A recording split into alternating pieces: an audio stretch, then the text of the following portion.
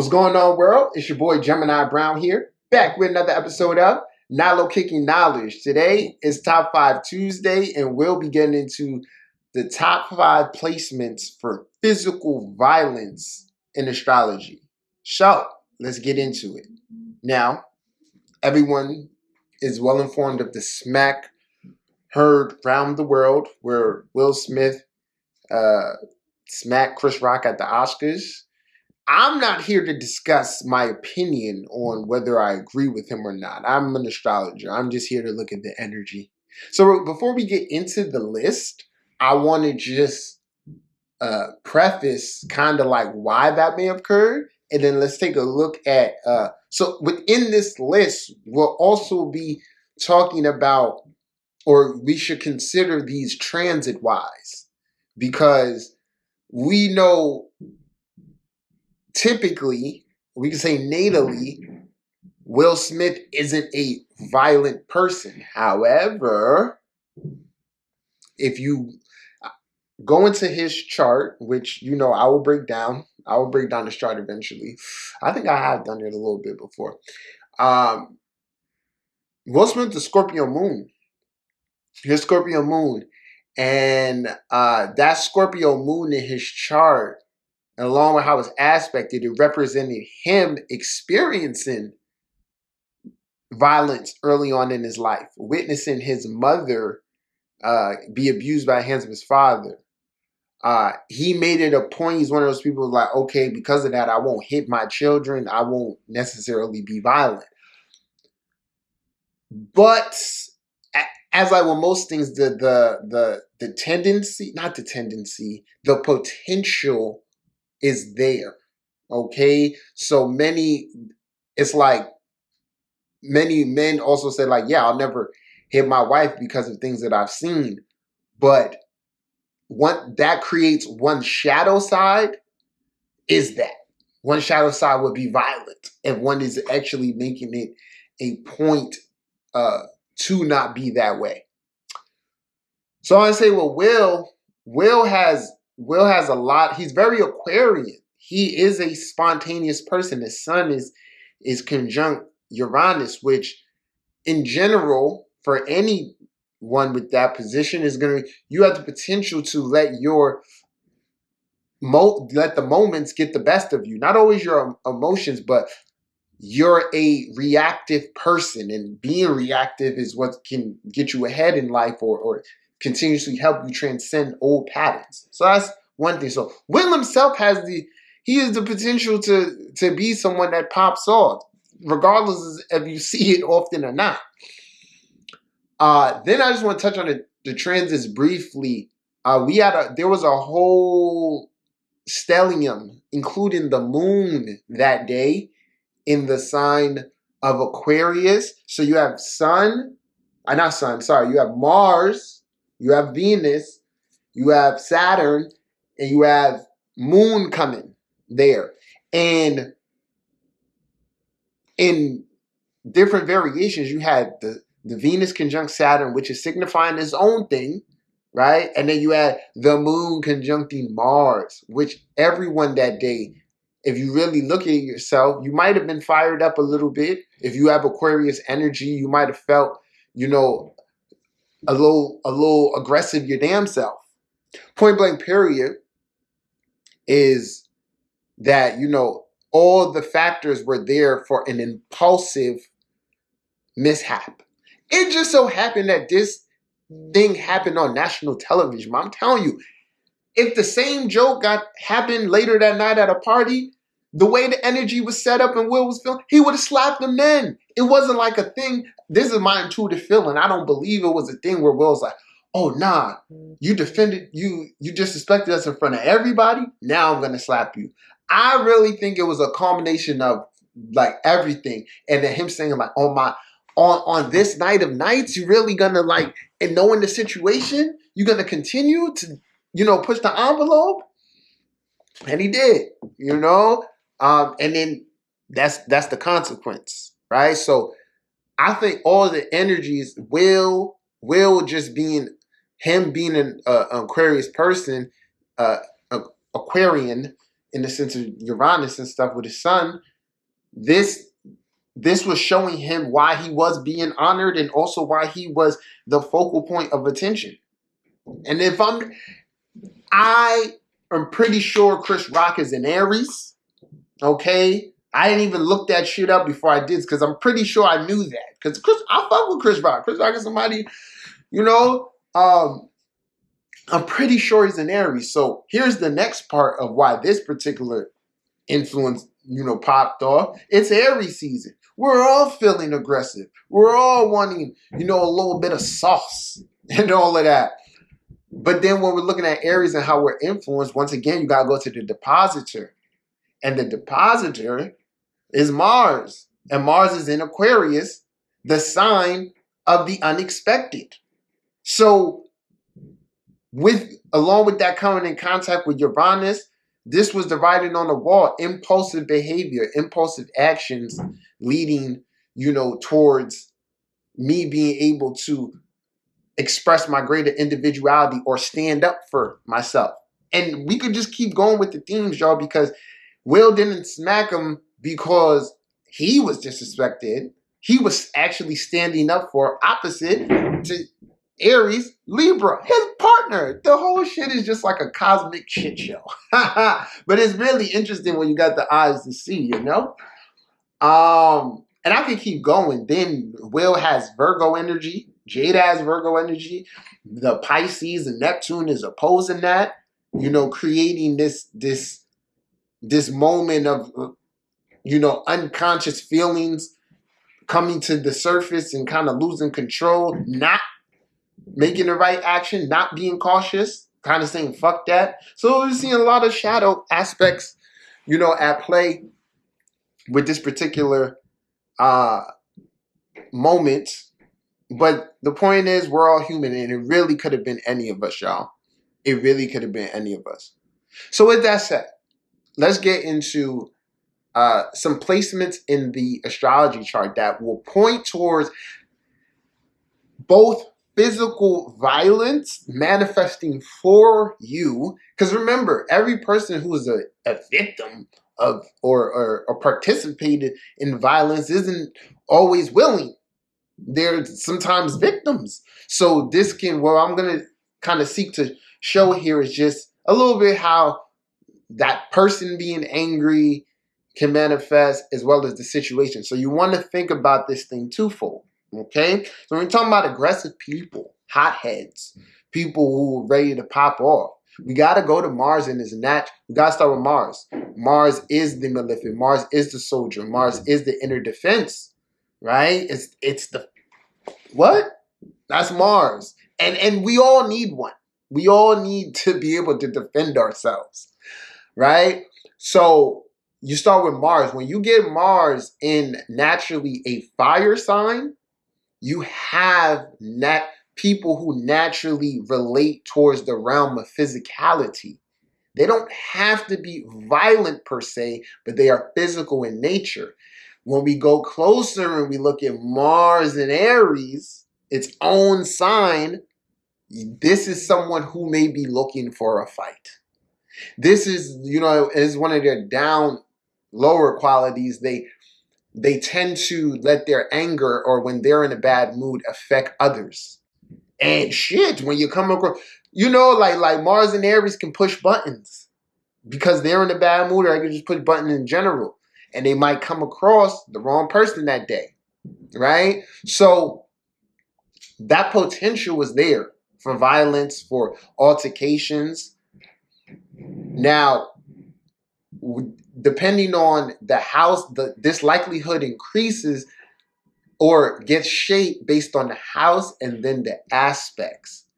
So I'm just so you get an idea. Naturally, if we have Mars in conflicting aspect with Venus, this could translate towards, altercations with people you're in relationships with, the opposite sex, so on and so forth, man or woman. If it's square moon, it's going to show that, right? That's the trigger of the anger, or that is the focal point, bringing it out.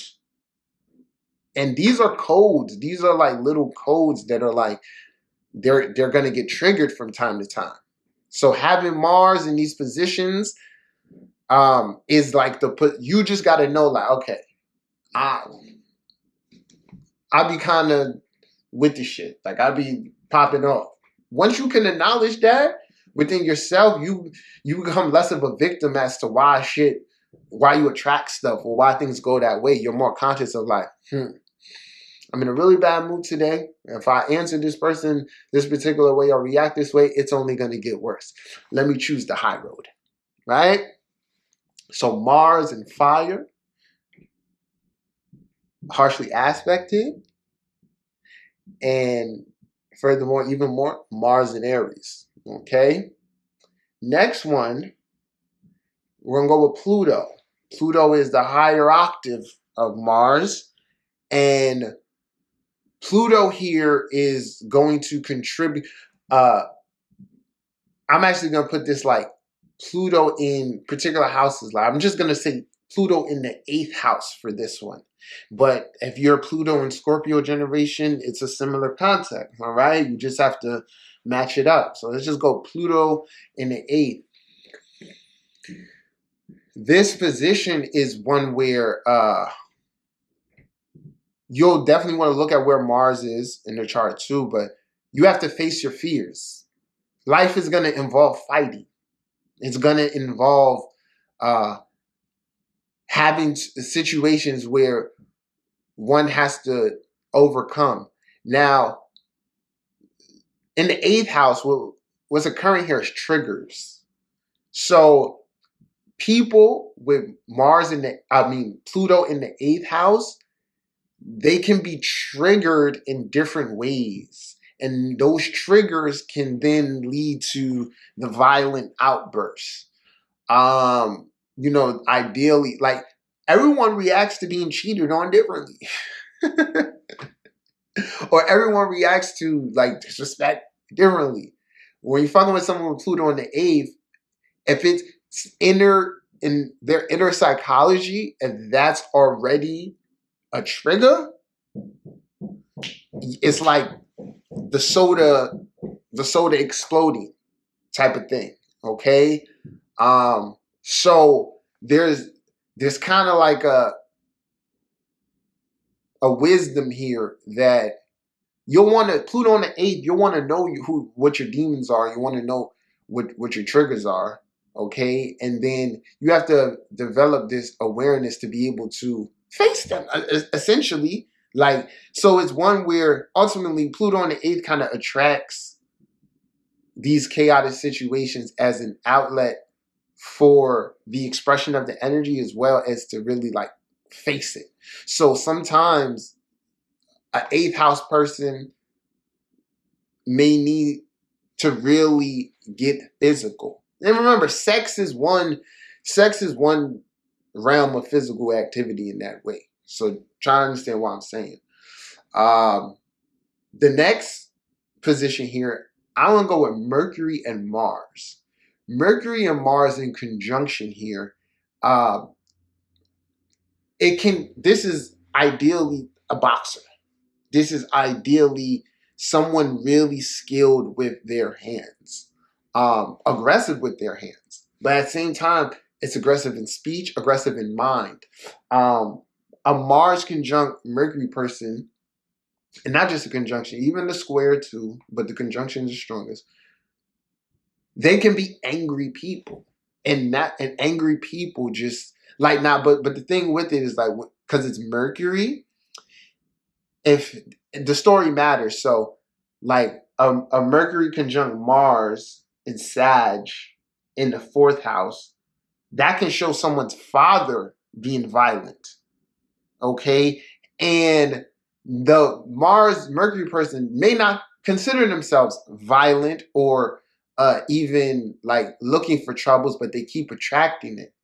And because internally part of them is a little angry, and this energy, it's like an energy that'll follow you until you figure out how to deal with it. Okay. Everything with this, if you're this type of person, And arguments are another one. We're talking about actually slapping somebody and fucking getting physical, but all these things, are there, and it's just a matter of time till you have your will moment where you can't take that shit no more.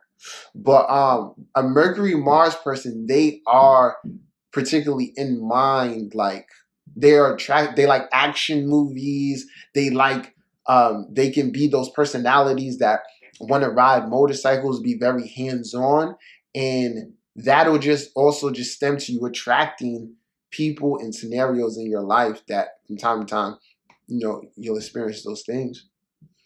So Mercury Mars contact. Then I gotta go back. Then I gotta go back here to the moon, because the moon is our emotional base. So we could go moon for the general understanding. Put it like this, right? I'm gonna say moon in the 9th house, but understand this: that when we're talking about the reason I say 9th house, this is the original house of Sag, and dealing with someone's truth, or it's their relationship towards that principle. So someone with moon in the 9th house, just like a person I mentioned previously, liking action movies and all of that, violence, war. I'm sorry. I said just moon in the 9th house. Hold on, no. That's not what I mean. Like I got to give it context here. If your moon is connected towards one of these malefics or other aggressive energies, this is really why I'm bringing it up.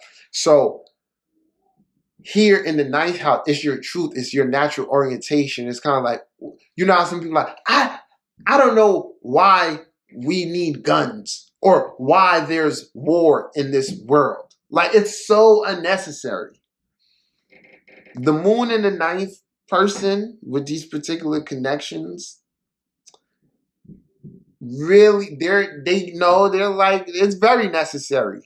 And they identify, even if they themselves are, not outwardly aggressive people, they may find a comfort or an understanding in conflict, because a lot of this is just rooted within in the nature of aggression and violence, and it's to assert your will. So a person, like people with these positions who are kind of in favor of violence and stuff like that, they see it as a means. They see it as a means of survival, or a solution, or a particular truth of life. How there's some people just like, everything can't be all love and light. There's got to be some struggle and da too. That's kind of how moon in the 9th people kind of look at it. But I should have said that betterly. I should say 9th house people in general. And it all depends, though. This is a subjective one. It's because astrology is lots of puzzles and pieces getting together. I'm just trying to give you the perspective on why a person may be like that. And then to top it off, with all of these transits and places that I named, all these positions that I named, when it comes to transits, they can be triggered. Violent scenarios can be triggered through. So if you have natal energy here and then something goes through and triggers that, opposes it, squares it, all of that. And then I'll do this on another one, but when it comes to the 12th house can be secret violence, secret altercations, or just things that pop off behind the scenes. So you that can point towards being in an abusive relationship or being the abuser. You know what I'm saying? But typically that type person, in the sense of like, they're have a strong public persona, but a lot of other shit going on behind. The 8th house and 12th house will typically be, very lit up, as well as, media aspects too, like with Mercury and stuff like that. All right. So this is my interpretation of the astrology of physical violence. Feel free to chime in. Let me know your thoughts, what you think, and all of that. Yeah, if you need a reading, send me an email. Subscribe to my channel, like the video, all that good jazz. Till next time, peace.